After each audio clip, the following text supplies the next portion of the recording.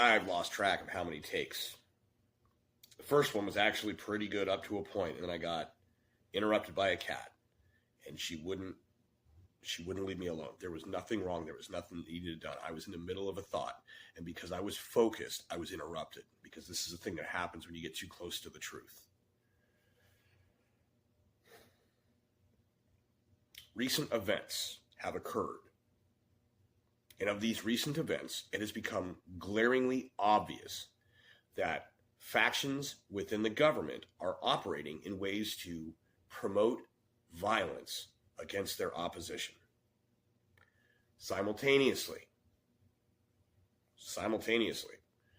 the platforms, social media, and anywhere that you upload or produce content or for mass consumption, right, all have rules about conspiracy theories and misinformation. So if you're trying to say that the official narrative that the guy was a lone gunman and did the thing purely on his own, if you're claiming that that is not the case and that there was in fact assistance from the government, because there was, you're probably in violation of some term of service and your shit will get deleted.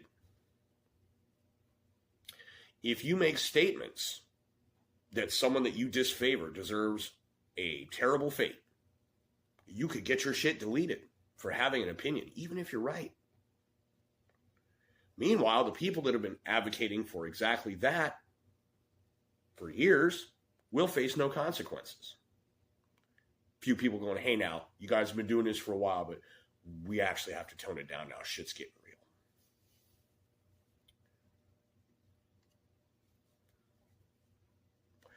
Anytime the government says that the perpetrator was on their radar, this is code speak for we were in contact with this individual who was a patsy, who we were advising, grooming, and supplying. That's what that means. We had him on our radar. The thing is, what needs to happen right now is some kind of a gut check with everyone. The idiot liberals that have been advocating political violence against Trump and his supporters need to seriously take a look inside themselves and ask the question, am I prepared for such violence to be committed against me? Because if they're not, they need to shut the hell up.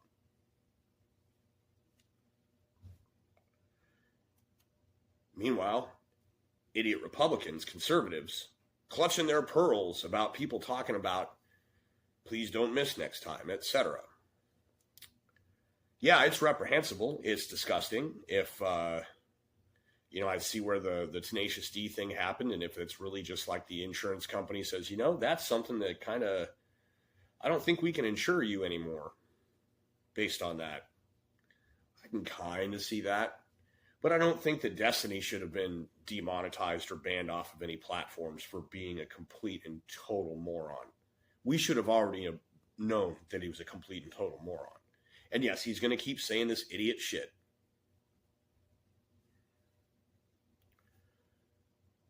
But he should be allowed to. The First Amendment exists for a reason.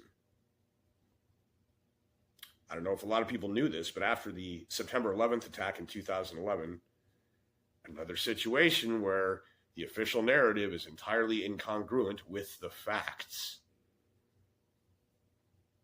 After that, a law was passed called the USA Patriot Act that basically made it illegal to gather for the specific purpose of discussing what should be done about corrupt government. So they did corrupt things. They set up a thing, a Hegelian dialectic, problem, reaction, solution. Problem, terrorism, reaction, terror, solution, new rules. And the new rules include, if it were to come to pass that you find out that the government's involved in these atrocities and they're either letting them happen or fomenting them and causing them, that for you to get together with anyone and have discussion about, well, the Constitution's pretty clear about what we ought to do about this, and maybe we should get together and figure it out. At that point, then, you're committing a federal felony, even if the First Amendment of the Constitution of the United States actually stands above any federal law. You would have to get a judge to agree to rule in that favor, even if it seems like it should be common sense, a pure fact.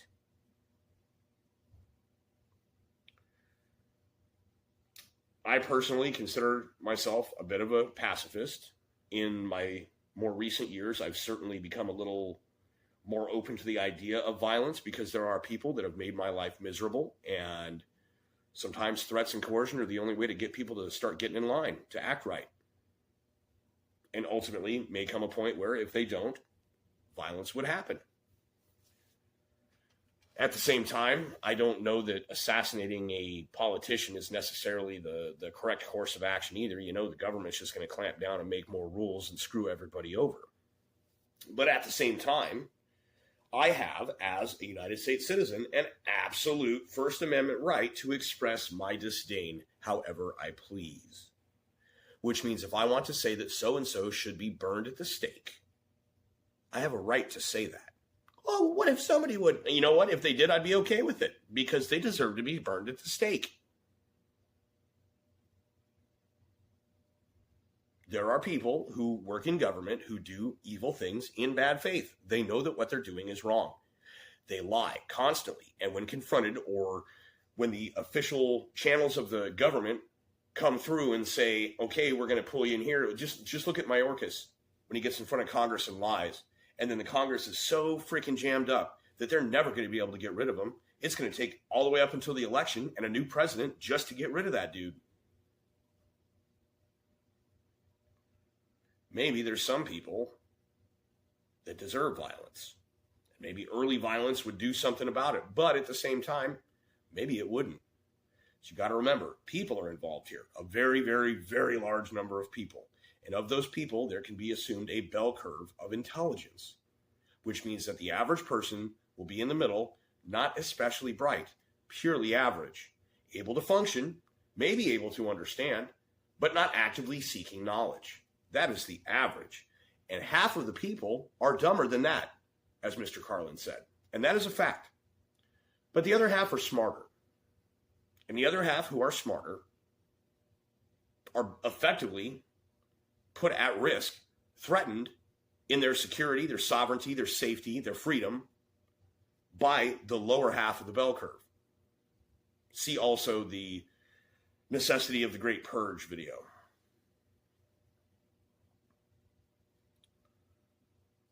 I'm not personally going to set Corinne Jean-Pierre on fire. But if she was immolated, alive, while tied to a piece of wood, I would personally find it entertaining. Because she is evil. Would I enjoy watching the assassination of a presidential candidate? Probably not. I don't think it will lead to anything good.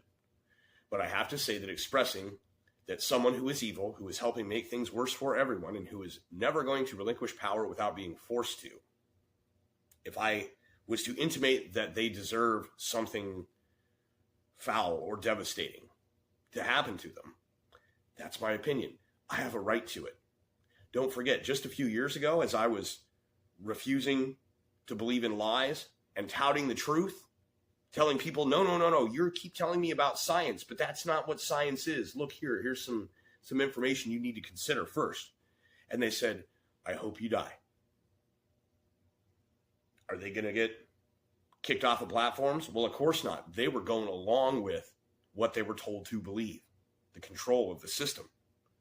This is why I'm saying that there's going to come a point where we can maybe decide that having government isn't really necessary, because having people tell us what we can and can't think and say is not okay. I don't think we need them. I don't think they actually provide any services. I think we have been made dependent on what we think we need. But ultimately, I don't think we need them. The more I see of what's going on, the more lies get unveiled, the more people are going to be forced, as a large group en masse, they're going to be forced to recognize, to acknowledge what is going on, what is being done to them.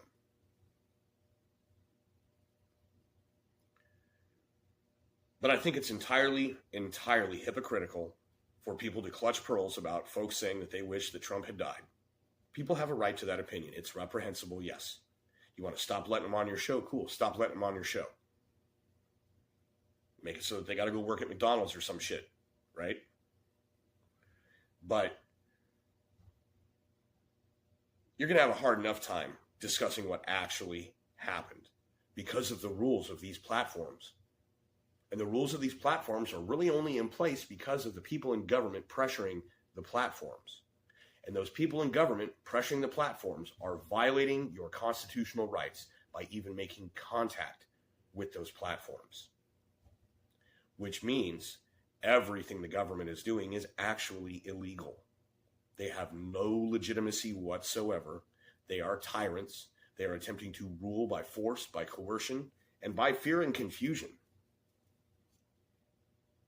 And by emotional manipulation. For example, after a supposedly, seemingly botched assassination attempt, getting all of your conservative, right-wing, Republican, First Amendment freedom lovers to start talking about red flag laws, to start talking about the necessity of censorship.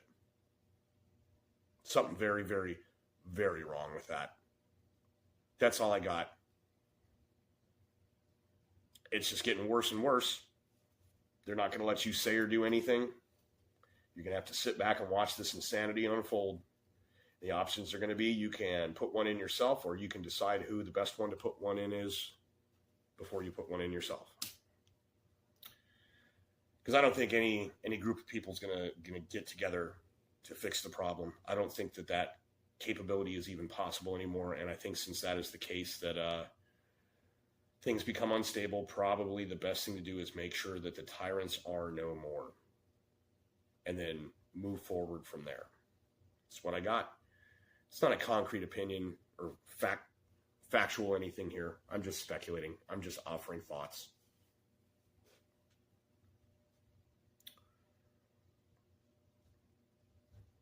Check yourself. Are you being a hypocrite? Are you a gullible moron? Are you playing into their hand? These are questions you should be asking. And remember, there is no bigger threat to our freedom than direct democracy. So when they start talking about, well, let's put it to a vote, threat to our democracy. Put it to a vote, put it to a vote. Stupid people can be tricked into voting for bad things that hurt them, which means that the smart people should have a right to defend themselves against the stupid people when it comes to threats against their freedom. This is basic constitutional stuff here. Basic constitutional stuff. And the fact that our society, our culture, and even our own government, which is supposed to be outlined by that Constitution, are flatly against that, should tell you everything about where we stand right now. All right, I've decided I'm going to do a little part 2 here. There are going to be people that have seen some of my videos or other people's content when you start talking about the not needing a government part, that a lot of folks, I think, are going to find unnerving or scary.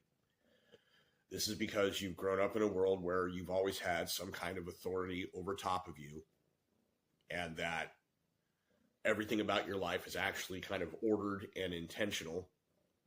And as such, you don't really have any choice. You aren't actually free.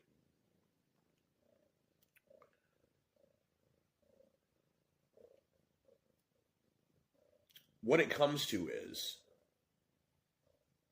whether you are someone who is advocating for a civil political solution to corruption through government, or someone who is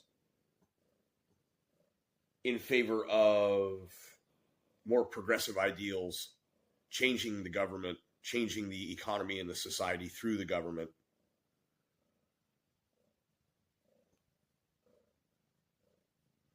The people who want things like Medicare for all can't seem to keep that in mind at the same time as keeping in mind that the government is pretty inept. They are incompetent. They will not do it right. They will mess it up, and they will find someone else to blame, possibly you. I mean, look at everything that's going on. The government is screwed. So expecting those screwed bunch of idiots to be able to pull off things like Medicare for all, or a, fully automated luxury space communism in America, any of that, the government is not going to be able to pull it off. It's going to lead to travesty and tragedy. It's going to lead to great untold suffering.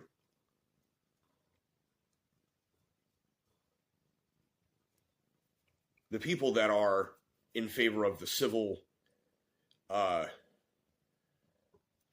the civil process of Congress and courts and things like that to get at the government. Theoretically, that's how it's supposed to work. The problem is that when you have people in their positions ruling in a way that basically nullifies their authority and their position, they're not going to do that. And when it comes to corrupt individuals in government, it's going to be like, oh, this department's corrupt, we need to investigate. And the department says, well, we investigated ourselves, and upon investigation found no wrongdoing. That's what happens.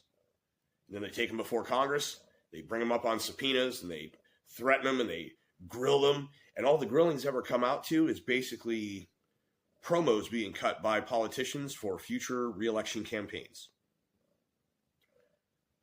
Nothing gets done. Nobody admits to anything. And guess what? Just getting someone to admit something on record doesn't necessarily follow that anything will be done.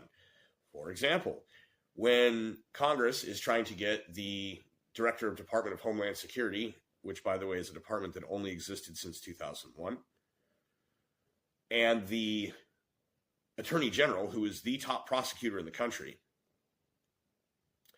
getting them to admit what they're doing and then ordering them to prosecute themselves.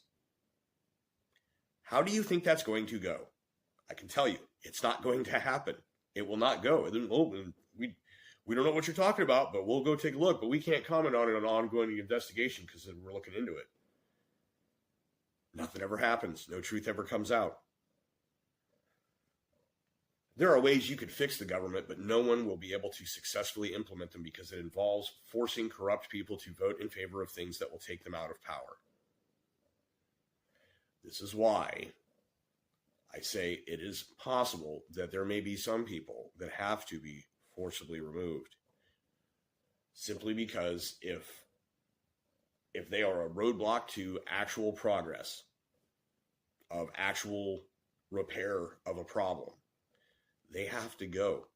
But how do we determine that? This is not something the government can do. This is something the people have to do. So what I find is an odd position is that they try and tell us that it's illegal to advocate for political violence. I would argue that maybe that's constitutional. That you have a right through various